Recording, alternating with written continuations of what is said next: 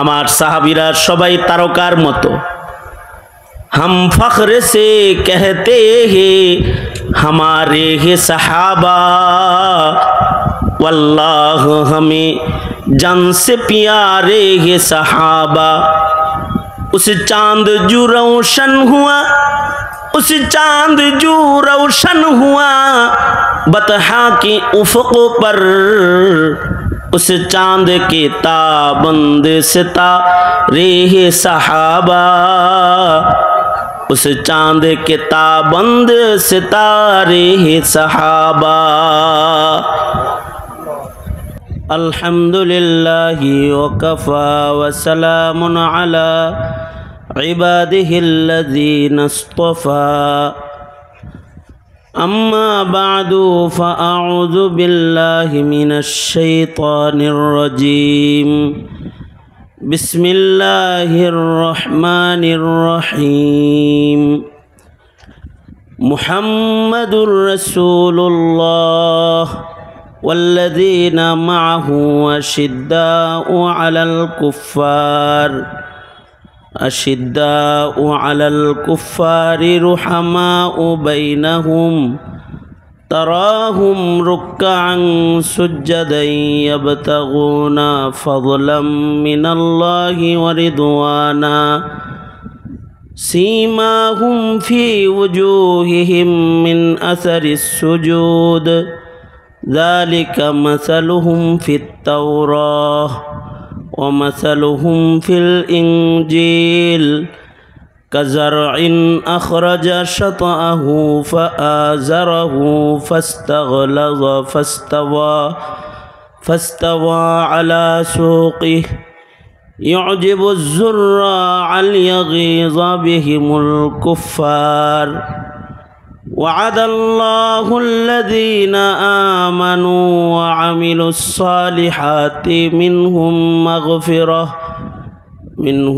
मग़फ़िरतन व अजरन अज़ीमा।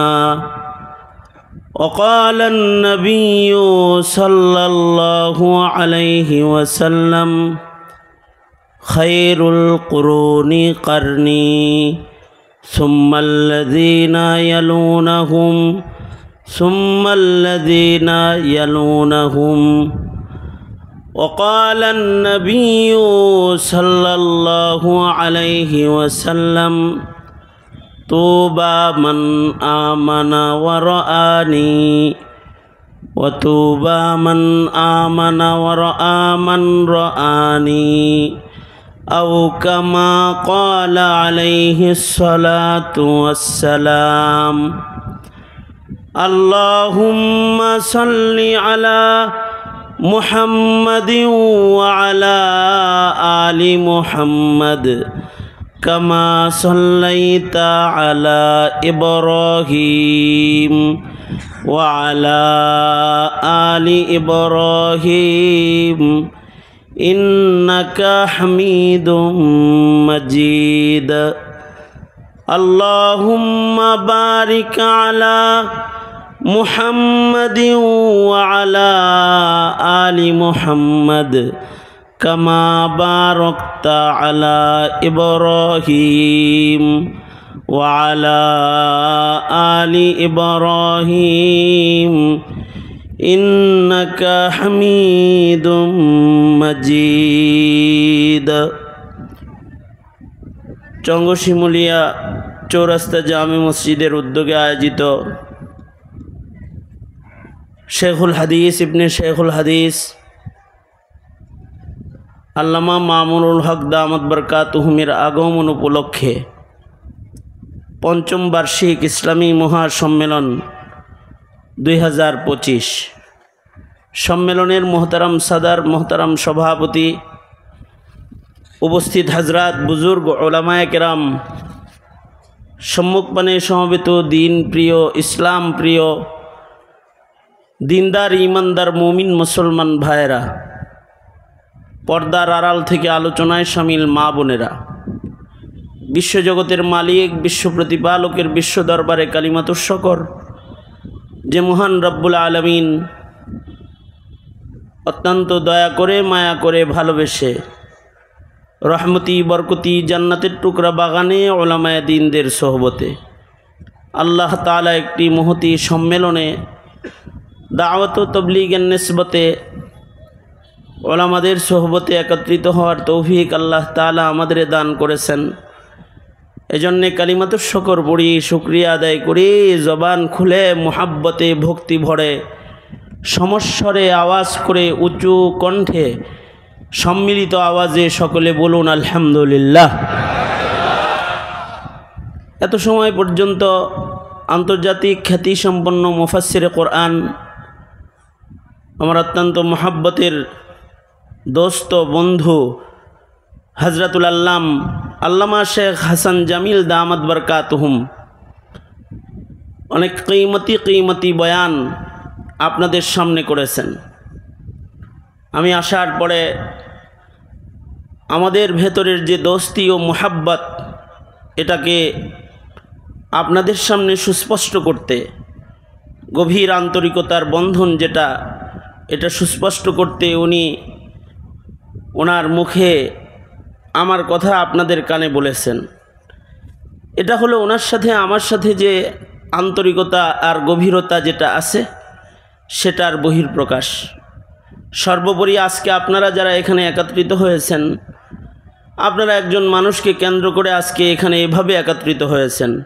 পঙ্গপালের মতো ছুটে এসেছেন আপনারা, যার মুখের সিদ্ধান্তমূলক দু চারটি কথা শুনে দিলের শান্তি অর্জন করতে। তিনি হলেন আমির মজলিস শেখুল হাদিস ইবনে শেখুল হাদিস, আজকের মজলিসের মধ্যমণি আল্লামা মামুনুল হক সাহেব দামাত বরকাতুহুম। উনি গুরুত্বপূর্ণ নসিহাত আপনাদেরকে করবেন। ঠিক উনি আসার পূর্ব পর্যন্ত সামান্য কিছু সময় আমাকে কিছু কথা বলবার জন্যে উনি পাঠাইছেন। উনি স্টেজে আসার পূর্ব পর্যন্ত সংক্ষেপে দুই চারটা কথা আপনাদের সামনে তুলে ধরার চেষ্টা করছি। আল্লাহ তাআলা কিছু উপকারী কথা আপনাদের কানে পৌঁছাইবার তৌফিক দান করেন। আপনারা দোয়া করুন, বলুন আমিন। দিন যত যাইতেছে আমরা কিয়ামতের কাছাকাছি হইতেছি, আর জমানায়ে নবুয়ত থেকে আমরা দূরে সরতেছি। এক একটা ঘন্টা, এক একটা মিনিট, এক একটা সেকেন্ড যাইতেছে, সামনে যাচ্ছি আমরা ভয়াল সময়ের দিকে, ভয়ঙ্কর জমানার দিকে আগাইতেছি।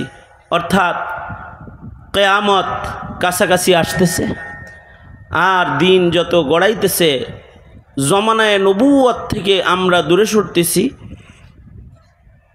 এই যে আমাদের দূরত্ব বাড়তেছে, এর দ্বারায় জমিন ও জমিনের মানুষ এবং জমানা সব কম দামি হইতেছে।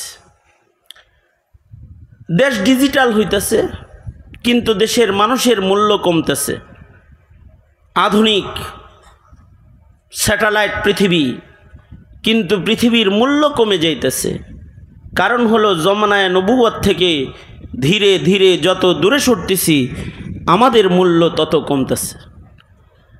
আল্লাহর রাসূল সাল্লাল্লাহু আলাইহি ওয়াসাল্লাম বলেন যে সবচেয়ে উত্তম জমানা হলো আমার জমানা, নবীজির জমানা। হবেই তো, জমানায়ে নবুয়তের ভেতরে শ্রেষ্ঠ জমানা আমার নবীর জমানা, মুহাম্মাদুর রাসূলুল্লাহ সাল্লাল্লাহু আলাইহি ওয়াসাল্লামের জমানা হলো সবচেয়ে উত্তম জমানা। কারণ নবীদের যুগ, নবীরা যখন জমিনে ছিল আল্লাহর রহমত বেশি ছিল। আর নবীদের ভেতরে শ্রেষ্ঠ নবী আমার নবী, সাইয়্যিদুল মুরসালিন নবী, বিশ্ব নবী, বিশ্ব মানবতার নবী মুহাম্মাদুর রাসূলুল্লাহ সাল্লাল্লাহু আলাইহি ওয়াসাল্লাম। তিনি শ্রেষ্ঠ, তাই তার যুগটাও শ্রেষ্ঠ। সকল নবীর সাহাবীরা শ্রেষ্ঠ মুমিন, কিন্তু আমাদের নবীর সাহাবী তারা দুনিয়ার সকল সাহাবীর ভেতরে শ্রেষ্ঠ মুমিন। অর্থাৎ নবীদের পরেই আমাদের নবীজির সান্নিধ্য যারা গ্রহণ করেছে তারা শ্রেষ্ঠ মানুষ। নবীর পরে সাহাবায়ে কেরামের মূল্য সবচেয়ে বেশি, কারণ সাহাবীরা আমাদের নবীজিকে পেয়েছেন এবং তারা উত্তম যুগের মানুষ হিসেবে, ইমানদার হিসেবে তারা আল্লাহ পাকের কাছে দামি হয়ে গেছেন। কারণ ওই জমানাটা সবচেয়ে ভালো জমানা। আল্লাহর রাসূল বলেন, ক্বালা রাসূলুল্লাহি সাল্লাল্লাহু আলাইহি ওয়াসাল্লাম, খায়রুল কুরুনি করনি সুম্মাল্লাযীনা ইয়ালুনাহুম সুম্মাল্লাযীনা ইয়ালুনাহুম। আল্লাহর রাসূল বলেন সবচেয়ে উত্তম জমানা হলো আমার জমানা, এরপরের জমানা নিম্নমানের, তারপরে আরো নিম্নমানের, তারপরে আরো নিম্নমানের। এইভাবে দিন কিয়ামতের দিকে আগাবে, আর জমানার মূল্য কমবে, আর জমিনের মানুষের মূল্য কমতে থাকবে, মানুষের দাম কমে যেতে থাকবে। সাহাবায়ে কেরামের দাম হলো এমন, তারা মুহাম্মাদুর রাসূলুল্লাহ সাল্লাল্লাহু আলাইহি ওয়াসাল্লামের নবুয়তের সবচেয়ে কাছে, নবী আলাইহিস সালাতু ওয়াস সালামের জমানায় নবুয়তের মানুষ তারা। এ কারণে তাদের মূল্য এত যে একজন সাহাবীর মূল্য সারা দুনিয়ার ইমানদার একত্রিত করলেও হবে না,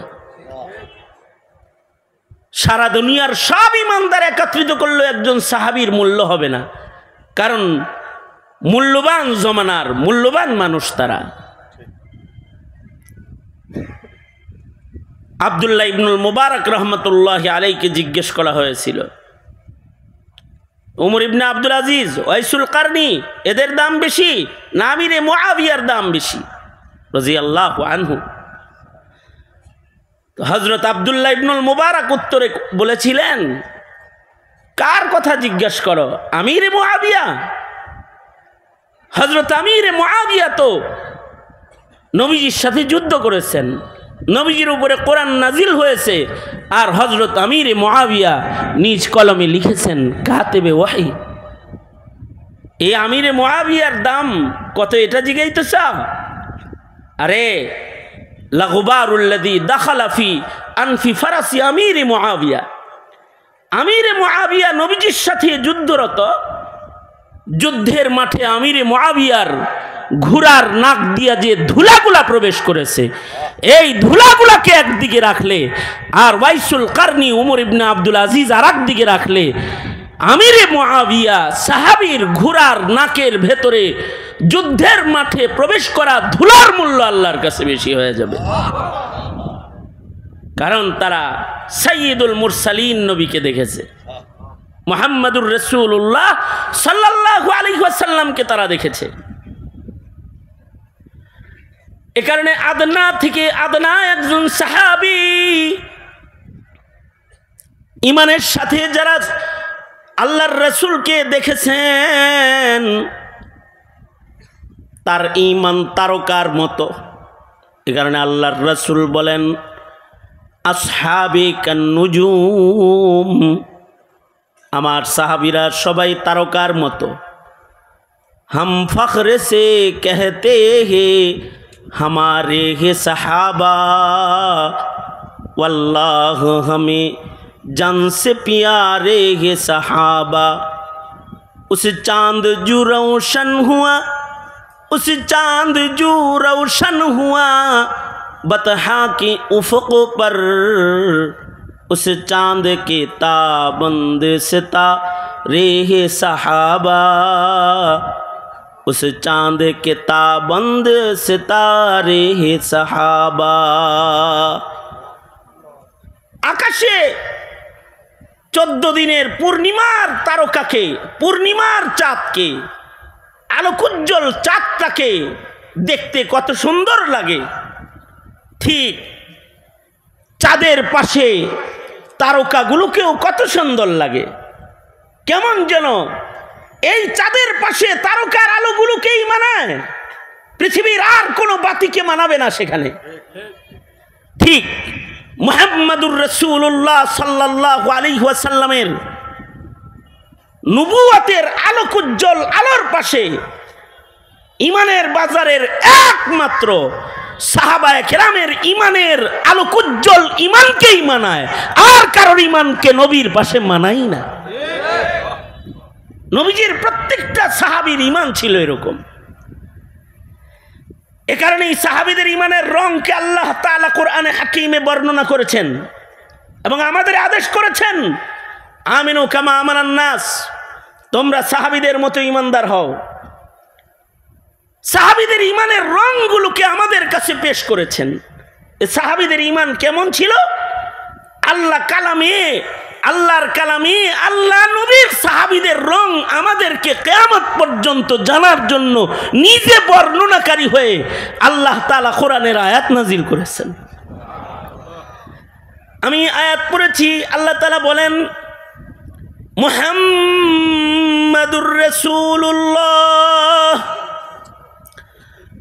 মুহাম্মাদুর রাসূলুল্লাহ والذين معه أشداء على الكفار والذين معه أشداء على الكفار رحماء بينهم تراهم ركعا سجدا يبتغون فضلا من الله يبتغون فضلا من الله ورضوانا। আল্লাহ তাআলা সাহাবায়ে কেরামের গুণ বর্ণনা করতে গিয়ে বলেন, সাহাবীদের একটা গুণ হলো মুহাম্মদুর রাসূলুল্লাহ সাল্লাল্লাহু আলাইহি ওয়াসাল্লাম এবং তার সাথী সাহাবী যারা তারা কেমন, আশিদ্দাউ আলাল কুফার, তারা কাফেরদের বেলায়, কুফরের বেলায় তারা শক্ত, তারা কাফেরের ভক্ত নয়, তারা কাফেরদের সাথে শক্ত, তারা ঈমানের মাসআলায়, তাওহীদের মাসআলায়, দ্বীনের মাসআলায়, ইসলামের মাসআলায় তারা বড় শক্ত। আর এখন আমরা হয়েছি কমপ্লিট উল্টা। আমাদের এই রংটা আল্লাহ পাকের ঈমানের পছন্দের রং না। এই জমিনের মানুষ হয়ে গেছে কাফেরের ভক্ত, লাল চামড়ার ওয়ালাদের ভক্ত, চুল কাটে, কাপড় বানায়, ঘর দুয়ার বানায় লাল চামড়াওয়ালাদের মতন, কাফেরদের মতন। চলাফেরার স্টাইল, খাবার দাবারের স্টাইল, ঘুমানোর স্টাইল, সার্বিক অনুকরণ হয়ে গেছে কাফেরের। কেমন যেন পশ্চিমাদের ভক্ত, পশ্চিমাদের ভক্ত বিধায়িত শেষ পর্যন্ত শুধুই মাত্র পোশাকের কালচার সংস্কৃতির উপরেই আক্রমণ নয়,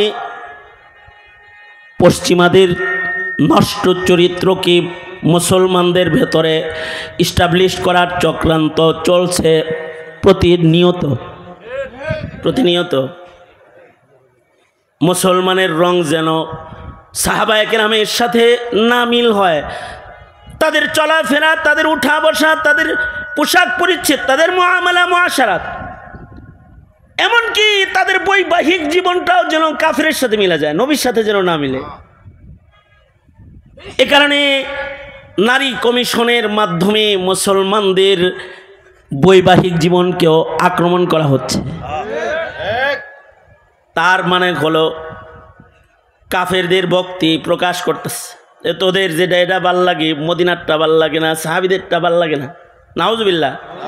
কিন্তু আল্লাহর পছন্দ হলো আমরা হব আমিনু কামা আমানান নাস ইহদিনাস সিরাতাল মুস্তাকিম সিরাতাল্লাযীনা আন'আমতা আলাইহিম।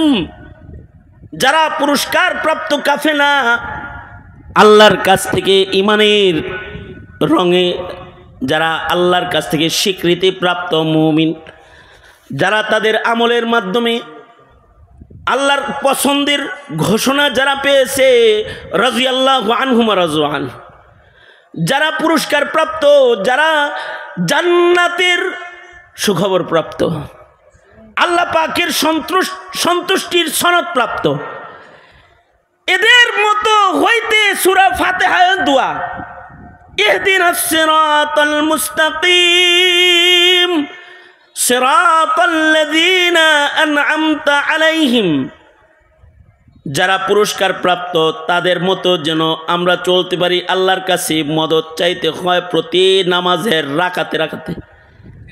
আমরা যেন পূর্বের মুমিনদের আখলাকের হই, আমরা যেন পশ্চিমাদের, কাফেরদের, মুশরিকদের অথবা হিন্দুদের আজব এক ভূত তারাইলাম আমরা ও হিন্দু বানাইতে চায়। সবাই হিন্দু বানাইতে চায়। হাসিনা বানাইতে চাইছে হিন্দু। হিন্দুত্ববাদ প্রতিষ্ঠা করার জন্য ধর্মের উপরে আক্রমণ করে পূজা মণ্ডপ খুলে দিয়েছে। ধর্ম যার যার উৎসব, সবাই হিন্দু হয়ে যাও। নবীর সিরাত না পড়ায়, গোমাতা পড়ায় সবাই গরুর পূজা শিখাইছে। মানুষের ভেতরে বহুত্ববাদ প্রতিষ্ঠার জন্য গোটা দেশটাকে মূর্তির দেশ বানাইছে। স্বাধীনতার স্থপতির ব্যানার বিক্রি করে দেশটাকে মন্দির, গোটা বাংলাদেশটাকে মন্দির বানাইবার চেষ্টা করেছে। গোটা বাংলাদেশটা যেন মূর্তির দেশ, মূর্তি দিয়া সাজাইছে। তার মানে সবাইরে মূর্তি পূজক বানাইতে চাইছে কৌশলে। ফুল দিয়া হোক, প্রসাদ না দিলি ফুল দে, মরে মরে মূর্তি ফুল দিবি, সব হিন্দু হয়ে যাবি। এই হিন্দুত্ববাদকে তাড়ানোর জন্য এদেশের উলামারা সংগ্রাম করেছে। শাপলা চত্বরে রক্ত দিয়েছে, রাজপথে রক্ত দিয়েছে,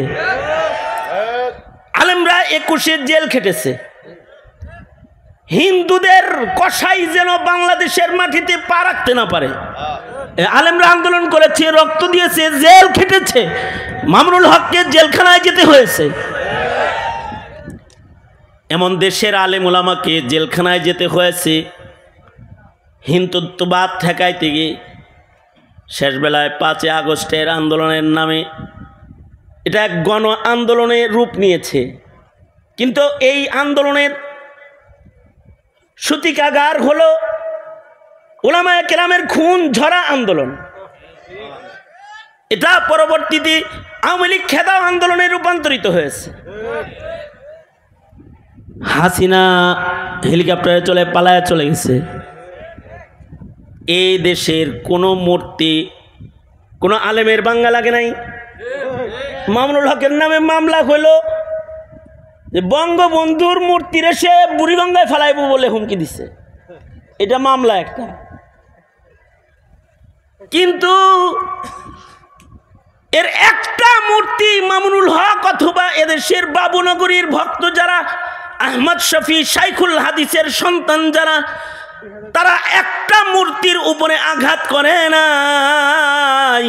6 তারিখের সূর্য উদয়ের পরে 7 তারিখের সূর্য উঠার আগে দেখলাম মূর্তি মুক্ত বাংলাদেশ। সারা দেশের সব মূর্তি শুয়ে পড়ছে।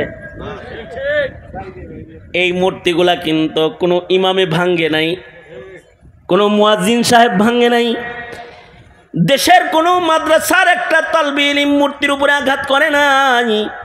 তবে হ্যাঁ, হিন্দুত্ববাদে ভক্ত যারা, তাদের এদেশের মুসলমানের সন্তানরা দেখায় দিয়েছে আমরা বহুত্ববাদ মূর্তি পূজারী নই, আমরা একত্ববাদ বিশ্বাসী মুসলমানের সন্তান। এদেশের স্কুল কলেজের ছাত্ররা মূর্তিগুলাকে শেষ করে ধুলায় লুটায় দিয়েছে। গোটা দেশে একটা মূর্তি নাই।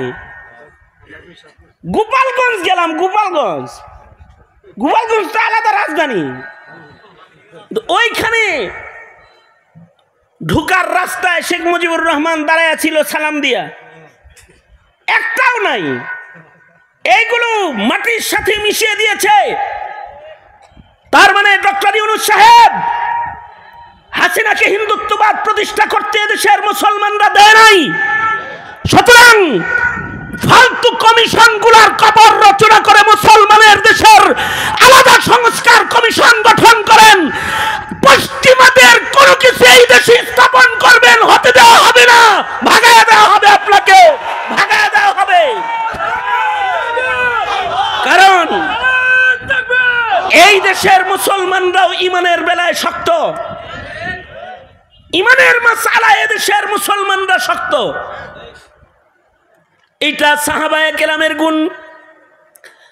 মুহাম্মাদুর রাসূলুল্লাহ, মুহাম্মাদুর রাসূলুল্লাহ ওয়াল্লাযীনা মাআহু আশিদ্দাউ আলাল কুফফার ওয়াল্লাযীনা মাআহু আশিদ্দাউ আলাল কুফফার।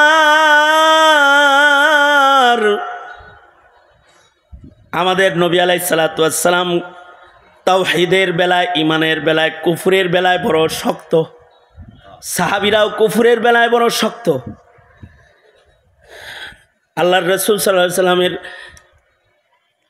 ঘাড়ের উপরে নারী ভরিয়ে চাপায় দিয়েছে, নবী কিছু বলে নাই। নবীজিকে তায়েফের মাটিতে পাথরে পাথরে রক্তাক্ত করেছে, নবীজি কিছু বলেন নাই।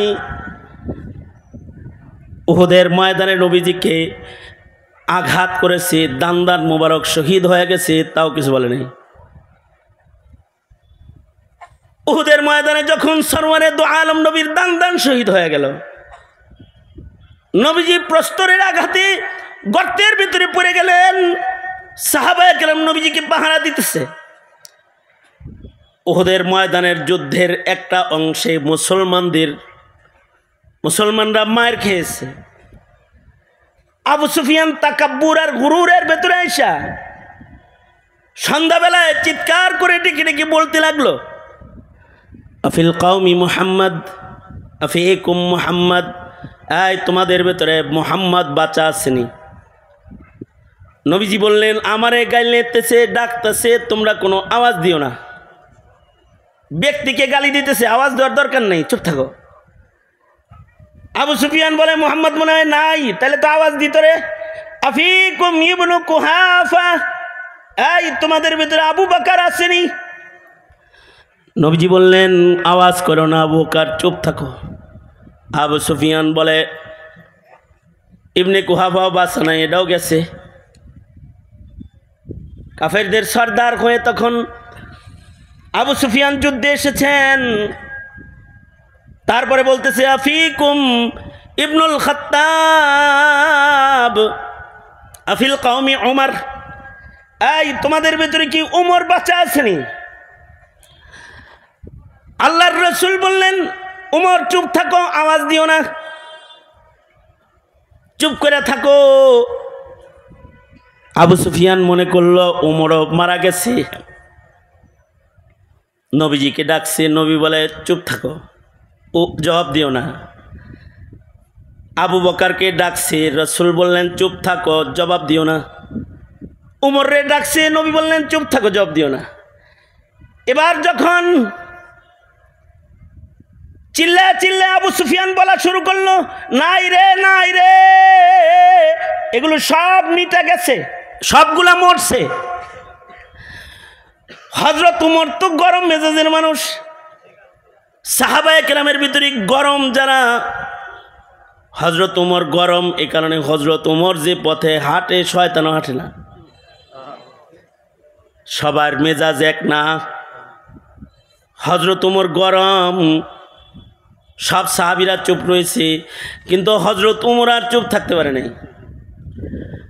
হযরত উমর ডেকে বললেন, ওই যে বলছে যে নবীও মরছে, সাহাবীও মরছে, হযরত উমরের ভেতরে আঘাত আসছে, আর ঠিক থাকতে পারে নাই নবীজির প্রেমে।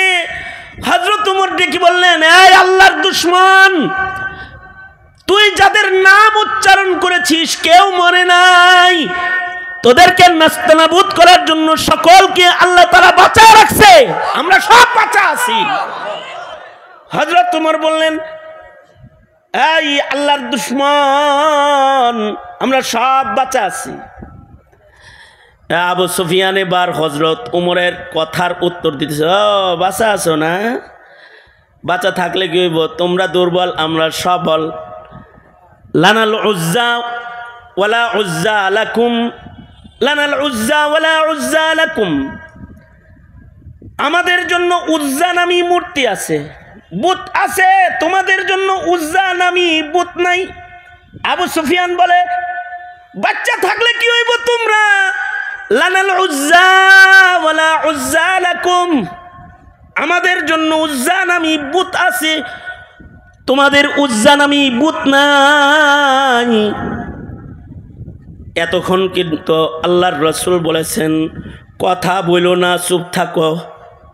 ব্যক্তির উপরে আঘাত করেছে, বলে চুপ থাকো। আবু বকরকে আঘাত করে কথা বলেছে, কয় চুপ থাকো। উমরকে আঘাত করে বলেছে মরছে ওটা, চুপ থাকো।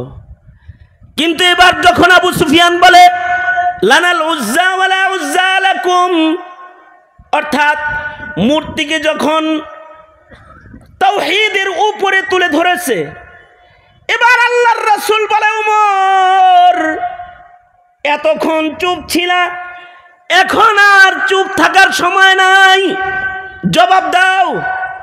উমর বলে কেমনে জবাব দিমু? আল্লাহর রাসূল জব নিজে শিখায়া দিয়া বলে, বলো লানাল মাওলা ওয়ালা মাওলা লাকুম। এই আল্লাহর দুশমন, আমাদের জন্য আল্লাহ আছে, তোদের জন্য আল্লাহ নাই। আমাদের জন্য মাওলা আছে, তোদের মাওলা নাই। তার মানে ব্যক্তির উপরে আঘাত করলে পরে রাসূল কিছু বলে না, কিন্তু তাওহীদের উপরে আঘাত করলে রাসূল তখন ছাড়ে না, সাহাবী তখন ক্ষত বিক্ষত দেহেও ছাড়ে না। ঠিক ওরকম দেশের মুসলমানরা আমাদের টাকা পয়সা চুরি করে বিদেশ নিয়ে জমা করছে, আমরা কিছু বলি নাই। রিজার্ভ ফান্ড খালি করে লয়ে গেছে, তাও কিছু বলি নাই। দেশের বিভিন্ন জায়গায় আমাদেরকে ক্ষতিগ্রস্ত করেছে, জনতার হক নষ্ট করেছে, আমরা কিছু বলি নাই। অথবা আমাগরে কাঠমোল্লা কইছে, তাও কিছু বলি নাই। আমাদেরকে মধ্যযুগী বলে গালি দিছে, তাও কিছু বলি নাই। আমাদের আলোচনা বন্ধ করতে চেয়েছে, তাও কিছু বলি নাই। আমাদের ব্যক্তির উপরে আক্রমণ করেছে, তাও কিছু বলি নাই। ওরা গালাগালি করছে, হুজুররা বুখারী শরীফ পড়াইছে, অথবা মসজিদে নামাজ পড়াইছে, মিম্বরে খুতবা দিয়েছে, কিন্তু এই শয়তানের দলেরা যখন ইসলাম নিয়ে টানাটানি শুরু করছে, তখন নবীর সুন্নত হয়ে গেছে, এখন আর চুপ থাকার সুযোগ নাই। যেই ঠান্ডা মৌলবী নামাজ পড়াইতো, সেই ঠান্ডা মৌলবী গরম হয়ে শাপলা চত্বরে যে কোমরে গামছা বাঁধে দাঁড়াইছে, অথবা রাজপথে দাঁড়ায় গেছে, অথবা সে জনতার মঞ্চে গিয়ে দাঁড়ায় গেছে, গুলি করো, আমাকে মারো, দিন মারতে দিব না, আমার রক্ত নিতে পারবা, দিনের ঝান্ডা ভুলণ্ঠিত করতে দেব না। কারণ এটার নাম ঈমান। এই ঈমানের দস্তরখানে বুক টান করে দাঁড়ায় যেতে কিচ্ছু লাগে না, না অস্ত্র লাগে, না তরবারি লাগে, তখন শুধু লাগে ঈমান, লাগে আল্লাহ। তখন মুমিনের হৃদয়ে থাকে লানাল মাওলা ওয়ালা মাওলা লাকুম। যারা অস্ত্রের রাজনীতি করে, যারা ক্ষমতার রাজনীতি করে, যারা সমর্থনের রাজনীতি করে এই দেশে, তারা মনে করে দেশের দাড়িওয়ালা, টুপিওয়ালা, পাঞ্জাবিওয়ালা, এদের কাছে কি আছে? তসবিহ আর মিসওয়াক ছাড়া কিছু নাই। আমাদের জন্য ভারত আছে, আমাদের জন্য আমেরিকা আছে। তাদেরকে বলছি, তোমাদের ভারত থাকতে পারে, তোমাদের আমেরিকা, তোমাদের রাশিয়া, তোমাদের চীন থাকতে পারে, কিন্তু লানাল মাওলা ওয়ালা মাওলা লাকুম। মুমিনের সাথে আল্লাহ আছে। এই মুমিনের কাফেলার সাথে কেউ যদি লাগতে আসে, এই মুমিনের কাফেলাকে কেউ যদি আঘাত করে, এই মুমিনের কাফেলাকে কেউ যদি নির্যাতন করে, ইতিহাসের পাতায় সে যত বড় শাসক হোক, সে টিকতে পারে নাই, টিকতে পারে নাই, টিকতে পারে নাই। এই উলামায়ে দ্বীনদের কাফেলা যারা আছে, এদের হাতে অস্ত্র নাই, এদের সাথে ভারতের সমর্থন, আমেরিকার সমর্থন এগুলো নাই, কারণ এগুলো তাদের দরকার নাই। তাদের সাথে আছে কে? জোরে আওয়াজ করে বলেন, আরো জোরে আওয়াজ করে বলেন, জোরে আওয়াজ করে বলেন, কে আছে? তাদের সাথে আছে আল্লাহ, কারণ মুমিনের সাথে আছেন আল্লাহ। মুমিনের যদি খালি ঈমানটা থাকে, বিজয়ের মালা মহান আল্লাহ পরাইবেন, আল্লাহর ওয়াদা, ওয়ালা তাহিনু ওয়ালা তাহিনু ওয়ালা তাহজানু ওয়া আনতুমুল আ'লাউনা ইন কুনতুম মুমিনিন। আল্লাহ বলেন, তোমাদের যদি ঈমান থাকে, ঈমান নিয়ে যদি তোমরা সামনে বাড়ো, তোমাদের আর কিছুই লাগবে না। বিজয়ের মালা তোমাদের গলায় পড়ায়া দেব আমি আল্লাহ। সুতরাং দ্বিতীয় বৃহত্তর মুসলিম দেশের বাংলাদেশের মুসলমানের ইমানি কাফেলা আমন্ত্রণ জানাই, বারবার উলামায়ে কেরাম আমন্ত্রণ জানায় শাহাদাতের দস্তরখানে অথবা মুখে নারায়ে তাকবীরের আওয়াজ আর বুক ভরা ইমানি জজবা আর শক্তিওয়ালা কাফেলার মিছিলে তোমাকে শামিল হতে আহ্বান করে। কারণ এই কাফেলাই সেই কাফেলা যেই কাফেলার নেতৃত্বে হিন্দুস্তানে আবার কালিমার পতাকা উড়বে, গাজওয়াতুল হিন্দে মুসলমানদের বিজয় আসবে। এটাই সেই কাফেলা যেই কাফেলা যুক্ত হবে ইমাম মাহদির সাথে। এটাই সেই কাফেলা, তাদের কাছে অস্ত্র নাই কিন্তু তাদের আছে ঈমান। এরাই দুনিয়ার সকল কুফরের মূলোৎপাটন করে ঈমানের রাজ কায়েম করে কালিমার পতাকাকে পৃথিবীর মাটিতে আবার স্থাপন করবে। সুতরাং এই আজান যারা দেয়, এই আলায়ে কালিমাতুল্লাহর আজান যারা দুনিয়ার মাটিতে দেয়, বিশেষভাবে বাংলার মাটিতে যারা তাওহীদের আজান দেয়, যারা দিন কায়েম খেলাফত আলা মিনহাজিন নবুওয়া কায়েমের আজান যারা দেয়, সেই আজানের এক বিপ্লবী মুয়াজ্জিনের নাম হলো শেখুল হাদিস আল্লামা মামুনুল হক দামাত বরকাতুহুম। এক মুয়াজ্জিন, যে মুয়াজ্জিন আজকে আজান দিতে মানিকগঞ্জের মাটিতে উপস্থিত হয়েছেন। আমরা হযরতের আগমনকে সুস্বাগত জানাই এবং আমরা হযরতকে বলে দিতে চাই আলায়ে কালিমাতুল্লাহর আজান দিতে আপনি সামনে বাড়ুন। তাওহীদি জনতা আপনার সাথে রয়েছে। আমরাও আশিদ্দাউ আলাল কুফার, আমরাও কাফের মুশরিক শিরিক মুশরিকদের বেলায় আমরা শক্ত। আমরা ঈমানের রাজ কায়েম করে এই জমিনে কালিমার পতাকা উঁচু করতে আমরা সদা সোচ্চার। ঠিক কিনা জোরে আওয়াজ করে বলেন। আমরা তৈয়ার আছি না ইনশাআল্লাহ? আল্লাহ তাআলা আমাদেরকেও এই যে সুন্নাহ যেটা, এই নিয়ে এদিকে তাকান, মুয়াজ আসছে, তেলাওয়াত শুনবেন না? নেতাজি আসতেছে, নেতা এলো ওই দিক থেকেই তাকবীর শুরু হইব। আমি যেটা বলতেছি সেটা হলো এই, আল্লাহ পাকের পছন্দের ঈমানের একটা রং হলো আশিদ্দাউ আলাল কুফার। এই কতটুকুন হলে শক্ত হইতে হয়, কতটুকুন হলে ঈমানের জন্য শক্ত হতে হয়, কতটুকুন হলে ইসলামের কতটুকুন ক্ষতি সাধন হলে গর্জে উঠতে হয়, এটাও জানতে হয়। অনেকে মনে করে শান্তিতে আছি, হুজুররা খামাখা মিছিল করে আমাদের শান্তি নষ্ট করে। কতটুকুন দিনের কতটুকুন ক্ষতি হলে বসে থাকার উপায় থাকে না। তাহলে শোনো, সাহিবুন নালাইন সাহিবুস সিওয়াক সাহাবী হযরত আব্দুল্লাহ ইবনে মাসউদ রাদিয়াল্লাহু আনহু, তিনি মসজিদে নববীতে প্রবেশ করেছেন। আর মসজিদে নববীতে একদল ইশরাকের নামাজ জামাতের সাথে পড়তেছে। ইশরাকের নামাজ তো জামাতের সাথে রাসূল পড়তে বলেছে প্রতিদিন সবাইকে। কি কথা কন না কে? ইশরাকের নামাজ জামাতে পড়তে বলেছে না? কিছু কিছু নামাজের সম্পর্ক জামাতের সাথে আছে, যেমন জুমার নামাজের সম্পর্ক জামাতের সাথে, ঈদের নামাজের সম্পর্ক জামাতের সাথে, জানাজার সম্পর্ক জামাতের সাথে। একা একা জানাজা পড়ানো যায় না। জামাতের সাথে কিছু জিনিসের সম্পর্ক আছে, তার ভিতরে জামাতের ফরজ নামাজগুলোর সম্পর্ক জামাতের সাথে আছে। কিন্তু কিছু কিছু নামাজ আল্লাহর রাসূল একা পড়তে বলেছেন, এটাই সুন্নাত, এটাই নবীর তরিকা।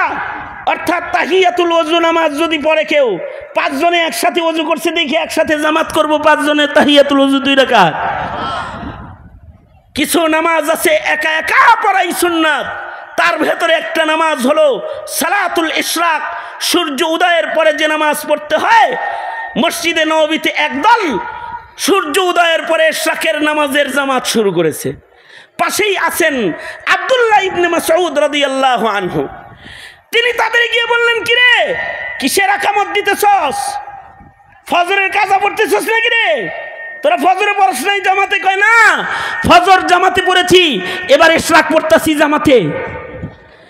আব্দুল্লাহ ইবনে মাসউদ বললেন, ওই যেই জামা রাসূলের যুগে গাই দিছি এখনো সেই জামাই গাই দিয়ে হাঁটা চলা করি। লাম তুখলাক, আমার নবীর যুগের জামাটা এখনো পুরাতন হয়ে ছিঁড়ে আমার গায়ের থেকে খসে যায় নাই।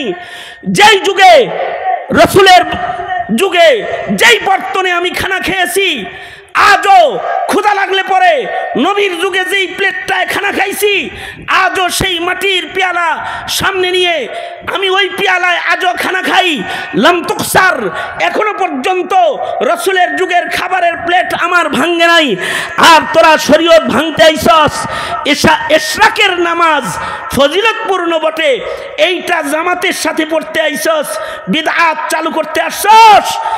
এই যে আমি আব্দুল্লাহ ইবনে মাসউদ পাথর হাতে নিয়েছি, যা সিধা বের হয়ে যা, ফারদার কখনো রাসূলের মদিনায় খেলাফে সুন্নত কোন কাজ করতে আসবি তো আমি ইবনে মাসউদ তোদেরকে পাথর মেরে মদিনা থেকে চিরতরে বের করে দেব।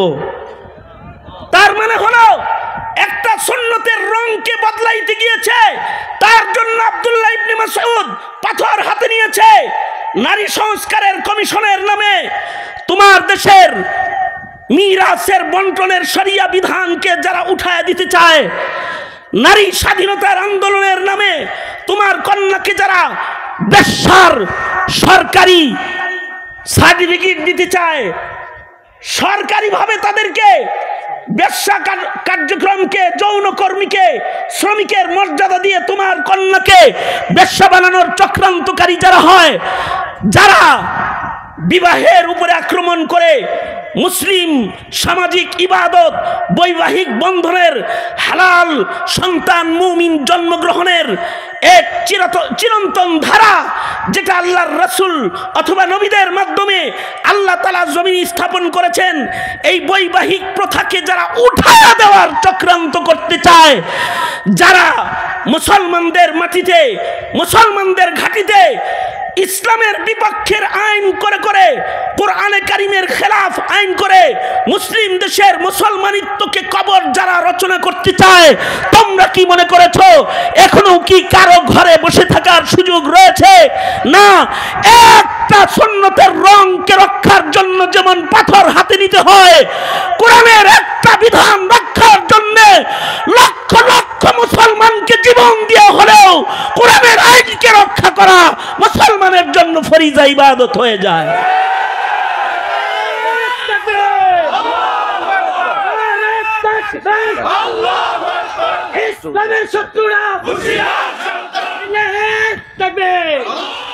কারণ হলো এটাই ইসলাম, এটাই দিন, এটাই ঈমান, এটাই আল্লাহর পছন্দের রং। আশিদ্দাউ আলাল কুফার, কাফেরের বেলায়, কুফরের বেলায়, অনৈতিক কার্যকলাপের বেলায়, ইসলামের মুখালাফাতকারী অপশক্তির মোকাবেলায় মুসলমানকে শক্তই হতে হয়। এ কারণেই মামুনুল হক শক্ত হয়ে গর্জন দিয়ে সাহাবীদের আদর্শ নিয়ে দাঁড়ায় যায়। এ কারণেই এদেশের উলামায়ে কেরাম বুক টান করে বাতিলের মোকাবেলায় রাজপথে দাঁড়ায় যায়। যদি এটাই হয় আল্লাহর পছন্দের ঈমান, তবে জিজ্ঞাসা, এহে মানিকগঞ্জের মর্দে মুমিনেরা, তোমরাও কি তাওহীদের জন্য, ইসলামের জন্য বুক টান করে সাহাবায়ে কেরামের মতো সত্য বলতে তোমরাও কি দুর্বার মুজাহিদ হয়ে, দুর্বার বেগে তোমরাও কি দিন কায়েমের মিছিলে শামিল হতে রাজি আছো তো ইনশাআল্লাহ?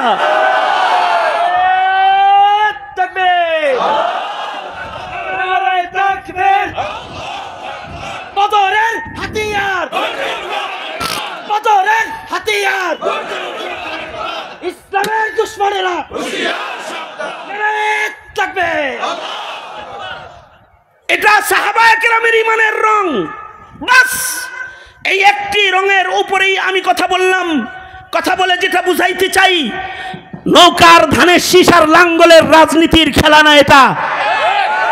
এখন এসেছে মুসলমানের মাটিতে ঈমানের আর মুসলমানের কালিমার পতাকা উঠানোর খেলা। সুতরাং এই খেলা মোনাজারায় শামিল হতে প্রস্তুত আছো তো তোমরা সকলে? কারা কারা রাজি আছো, প্রস্তুত আছো তো ইনশাআল্লাহ? আল্লাহ তাআলা